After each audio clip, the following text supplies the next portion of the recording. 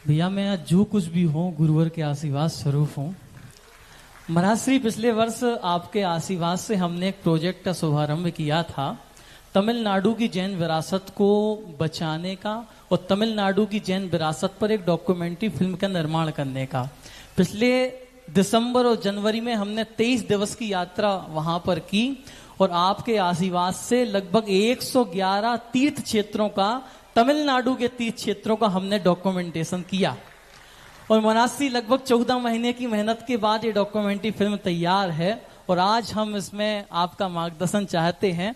और महाराज श्री मैं जितने दक्षिण में जहां जहां भी घूमा हूं, तमिलनाडु में घूमा हूं, वहां के लोगों की सिर्फ एक पुकार है कि जिस प्रकार से आज से 2300 साल पहले आचार्य गुरुदेव श्री भद्रबाहु स्वामी उत्तर भारत से दक्षिण भारत की ओर गए थे, जिनका सुपरिणाम ये हुआ कि हजारों हजार साल तक तमिलनाडु में और दक्षिण भारत में जैनत्व का झंडा ऊपर रहा था। उसी प्रकार आज पूरे तमिलनाडु और द्रविड़ देश की मांग है कि पूज्य मुनि पुंगव श्री सुधासागर महाराज जी का भी विहार तमिलनाडु और द्रविड़ देश में हो।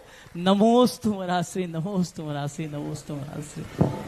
बहुत अच्छा काम बच्चे कर रहे हैं और जितने भी वहाँ बेंगलोर में, दक्षिण भारत में, उत्तर भारत के लोग जितने नौकरी के लिए गए हैं और नौकरी के लिए सब पढ़े लिखे बच्चे जाते हैं। दक्षिण भारत स्वयं अपने आप में उतना कार्य करने में उतनी स्थिति नहीं बना पाता है, उनके पास परिस्थितियां होती हैं, धन का अभाव या उतना वो एजुकेशन प्राप्त कर पाए या न कर पाए। लेकिन उत्तर भारत के लोगों को जो दक्षिण भारत में नौकरी कर रहे हैं, सर्विस में हैं, इंजीनियर हैं, बड़े बड़े कंपनियों में हैं, उनको अपना समय निकाल करके और दक्षिण भारत की केरल, तमिलनाडु, कर्नाटक, इन उपेक्षित पड़े स्थानों को कम से कम इतिहास के रूप में सुरक्षित करना चाहिए। दो चीज़ें होती हैं, यदि हम उनको सुरक्षित कर सकें और पुनः उनमें पूजा पाठ करा सकें, ये बहुत कठिन है, क्योंकि तमिल में जैनियों का प्राय बहुत नगण्यता हो गई। हम चाहें कि यहाँ से जैनियों को वहाँ बसाएं तो भी ये बहुत कठिन काम है। कम से कम उनका इतिहास तो सुरक्षित कर लें, क्योंकि आज सबसे बड़ी प्राचीन यदि विरासत है तो तमिलनाडु, केरल में और कर्नाटक। आज 2000, 3000, 2500 वर्ष पहले का कोई शिलालेख, कोई स्थान उत्तर भारत में बहुत कम मिलते हैं, उड़ीसा वगैरह को छोड़कर। लेकिन तमिलनाडु के मंदिरों में इतिहास भरा पड़ा, शिलालेख है। उनसे कम से कम हम जैन धर्म की एक ऐतिहासिकता तो कायम कर सकते हैं, अथवा किताब के माध्यम से, अथवा जो आप लोग कह रहे हैं कौन सी फिल्म, डॉक्यूमेंट्री फिल्म, उनके माध्यम से सत्य को उजागर तो करो।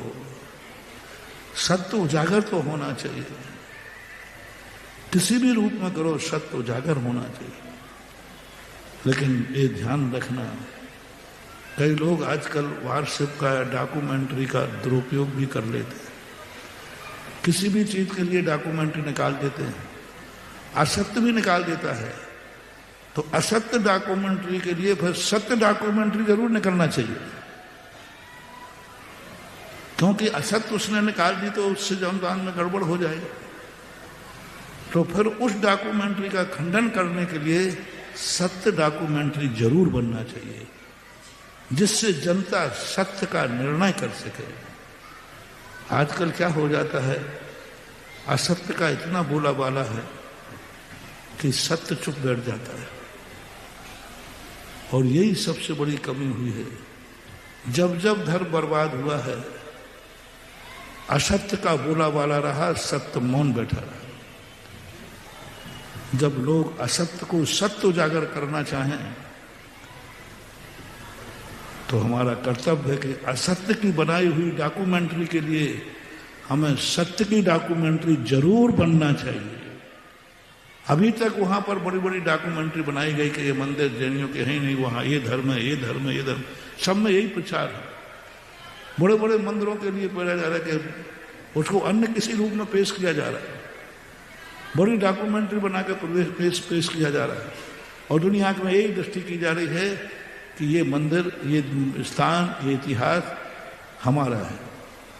तो ऐसे असत्य की डॉक्यूमेंट्री का खंडन करने के लिए आप लोगों को सत्य की डॉक्यूमेंट्री बनाना बहुत जरूरी है, क्योंकि असत्य तो दुनिया में बहुत बार पहुंच चुका है कि तमिलनाडु में ना जैन है ना जैनियों की विरासत है, क्योंकि सब उन्होंने कब्जे कर लिए दूसरों ने, और जिन्होंने कब्जे कर लिए हैं वो उसका खुद अपने नाम से प्रचार कर रहे हैं।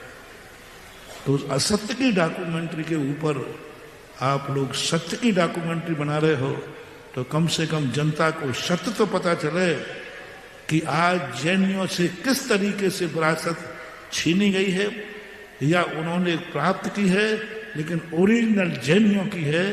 यह आप कार्य कर रहे हैं, मेरा आशीर्वाद है। मैं सत्य के उजागर में, जब कोई सत्य के उजागर की बात करता है तो मैं सबसे ज्यादा प्रभावित होता हूं, उसको धन्यवाद देता हूं कि सत्य उजागर होना ही चाहिए। लेकिन कोई सत्य की आड़ में असत्य उजागर करे तो फिर सत्य की डॉक्यूमेंट्री भी दुनिया के सामने आना चाहिए। कितने मंदिर हैं जो ओरिजिनल जैन है, लेकिन आज दुनिया की दृष्टि में वो जैन है ही नहीं। सब एक ही मानते हैं कि वहां जा रहे फलाने धर्म के लिए, और वस्तुतः पूछा जाए तो वो जैन ही। चारों धाम देख लीजिए, आज बद्रीनाथ के अंदर आदिनाथ भगवान की खुल्लम जी, सबको मालूम है आदिनाथ की मूर्ति है, लेकिन इतिहास गायब है। तो सत्यवानों को भी आज जागना पड़ेगा, क्योंकि असत्यवान जल्दी डॉक्यूमेंट्री निकाल देता है, क्योंकि असत्य के लिए कोई प्रूफ की जरूरत नहीं होती, लेकिन सत्यवान को भी डॉक्यूमेंट्री निकालना चाहिए और उस असत्य का खंडन होना चाहिए, क्योंकि सत्य एक पक्ष से नहीं, दूसरी पक्ष का भी सत्य दुनिया के सामने आना चाहिए, चाहे भली वो नगण्य हो, चाहे भली वो कम हो, चाहे भली अभाव को प्राप्त हो, लेकिन सत्य तो होना ही चाहिए। सत्य का उजागरपना बहुत जरूरी है। करिए, मेरा आशीर्वाद। बंधु, जो तीर्थ रक्षा कमेटियां इत्यादि हैं, गुरु ने आज विशेष संदेश यहां से दिया है कि जो हमारे तीर्थ हैं, जो प्राचीन तीर्थ हैं, उनके डॉक्यूमेंटेशन बहुत जरूरी है, और ऐसा ही अद्भुत कार्य डॉक्यूमेंटेशन जो है वीडियो डॉक्यूमेंट्री के माध्यम से सजल जैन कर रहे हैं। एक बार जोरदार इनके लिए तालियां बजाएगा।